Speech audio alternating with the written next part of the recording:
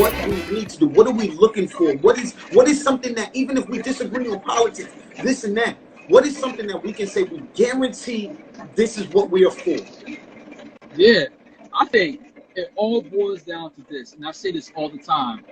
The safest communities don't have more police officers. The safest communities have more access to resources, right? Think about the safest communities in New York or New Jersey. They don't got more cops. They got better schools, better housing, better education, more access to resources, recreation. And that's essentially what everybody wants. If you talk to anybody in the streets, they don't want necessarily more cops. They just want to feel more safe. They want better schools. They want better housing. They want more health care. They want recreation for the kids. These are the things that we can all agree on. It's about how do we get these resources that really do exist out there, but get them back to our communities. Okay. Not into the pockets of politicians and police officers and everybody else. We want the same type of life that other people get just by being born. We want to be able to get that, by being born black as well. Okay, okay, so feel me to just open the air real quick to just challenge something really quick, right? Yeah. When we say these resources, right? Because I'm working on my own plan. This is something I do. I work and then I work and I work.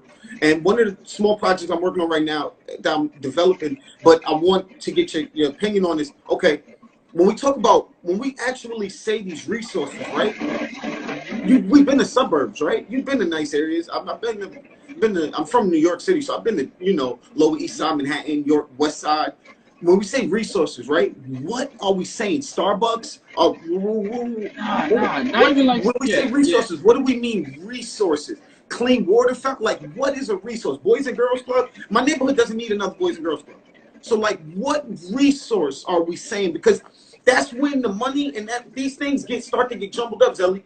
When we start to say allocate capital towards resources, especially a lot of funding that's going to the Black Lives Matter, allocating towards resource. What resource?